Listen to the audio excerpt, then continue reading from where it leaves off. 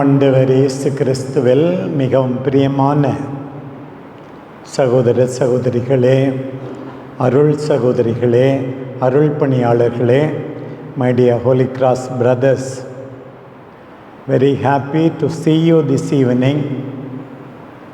ஆண்டவர் தம்முடைய அருள் வாக்கால், புனிதமிகு நற்கருணையால் நம் எல்லாரையும் திடப்படுத்துவாராக.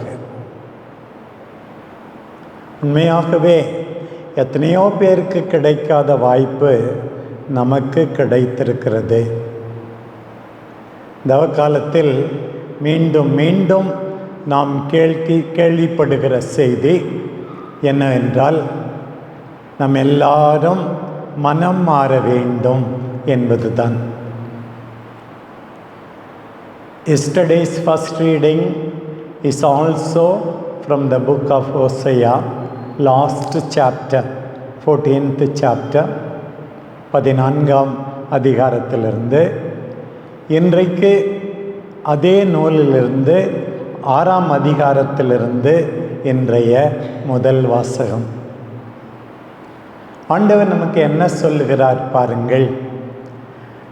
Let us return to the Lord. நாம் எல்லாரும் ஆண்டவரிடம் திரும்பி போவோம். Return to the Lord என்றால் let us repent என்று அர்த்தம். நாம் எல்லாரும் மனம் மாறுவோம். ஒரு பக்கம் பார்த்தால் தனி மனிதராக நாம் செய்த பாவங்கள், our personal sins. இன்னொரு பக்கம் பார்த்தால் as a community we are called to conversion. ஒரு குடும்பமாக, இல்லமாக, சமூகமாக, சபையாக, ஒரு பங்காக நாம் எல்லாரும் மனமாற வேண்டும்.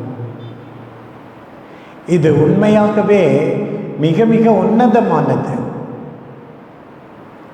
மற்றவர்களை பார்த்து குற்றம் கண்டுபிடிப்பதை விட்டுவிட்டு நாம் ஒருவரை ஒருவர் உற்சாகப்படுத்தி, நீ வா, நானும் வருகிறேன், மனம் மாறுவோம் என்று சொல்வது. In Hosea 4th chapter 4th verse, they are accusing each other. வழக்காடினார்கள், குற்றம் சாட்டினார்கள் ஒருவரை ஒருவர்.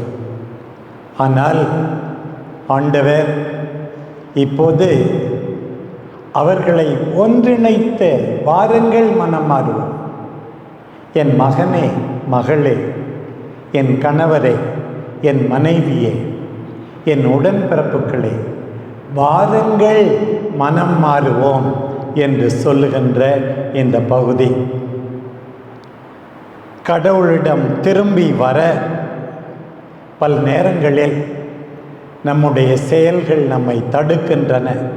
இதைத்தான் 5ஆம் அதிகாரம் 4வது வசனத்திலே வாசிக்கிறோம். ஏனென்றால் இந்த மக்கள் விபச்சார புத்தி கொண்டவர்கள் என்றெல்லாம் 5ஆம் அதிகாரத்திலே சொல்லப்பட்டிருக்கிறது. ஏனென்றால் ஆண்டவரை பற்றிய அறிவு இந்த மக்களிடம் இல்லாமல் போய்விட்டது. There is no knowledge of God in these people. நம்ம ஏன் மனம் மாற மாட்டோம் என்றால், ஆண்டவரை பற்றிய அறிவு நம்மிடம் இல்லை. We should read the Bible. We should listen to the Bible. Then we will be converted. We should be filled with the knowledge of God. ஆண்டவரை பற்றிய அறிவு நம்மிடம் இருக்க வேண்டுமாம். பாருங்கள் பிரியமானவர்களே, எப்ராயிம், ஆண்டவர் இன்றைக்கு எப்ராயிமை பார்த்து சொல்லுகிறார், யூதாவை பார்த்து சொல்லுகின்றார், இவர்கள் எல்லாம் அவர்களுடைய பிணியை கண்டுகொள்ள வேண்டும், காயத்தை உணர்ந்து கொள்ள வேண்டும். அவர்கள் எல்லாம் தேவையற்றவர்களிடம் பாதுகாப்பு தேடினார்கள், அசீரியர்களிடம் பாதுகாப்பு தேடினார்கள். Sometimes we seek refuge in people who cannot help us. சில சமயத்தில் பணம் நம்ம காப்பாற்றும், சில ஃப்ரெண்ட்ஸு காப்பாற்றுவாங்க அப்படியெல்லாம் நினைக்கிறோம். ஆனால் இவர்கள் யாரும் நம்மை காப்பாற்ற முடியாது. இந்த சூழ்நிலையில்தான் இன்றைக்கு வாசிக்கப்பட்ட பகுதி 6ஆம் அதிகாரம்.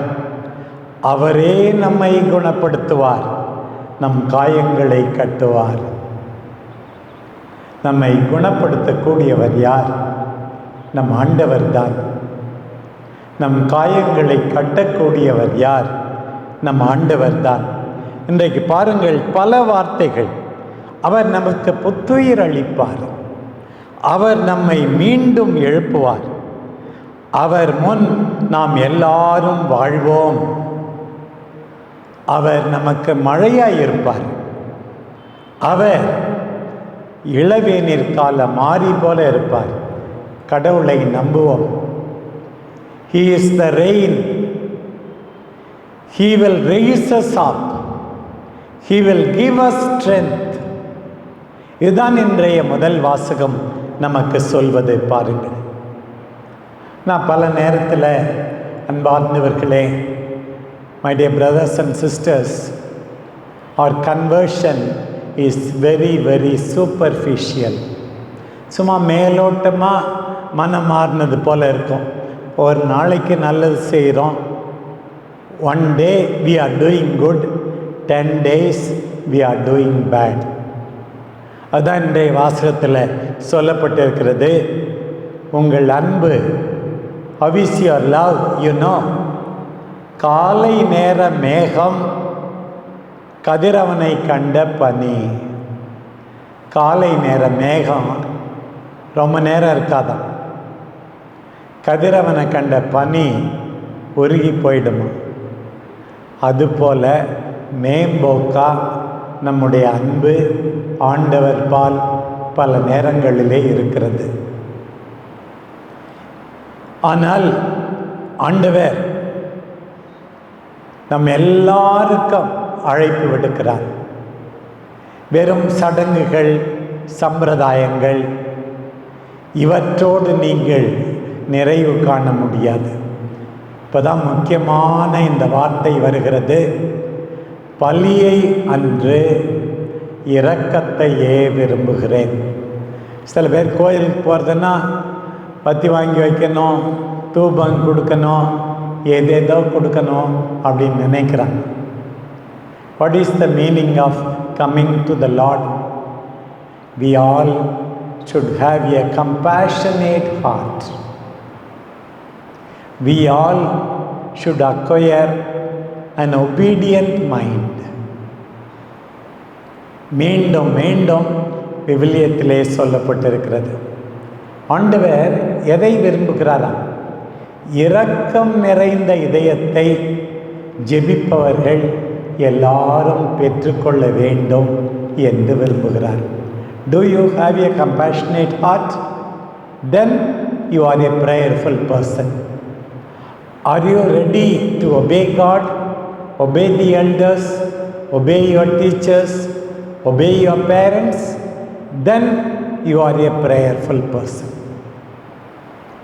இப்படித்தான் இன்றைய முதல் வாசகம் முடிகிறது.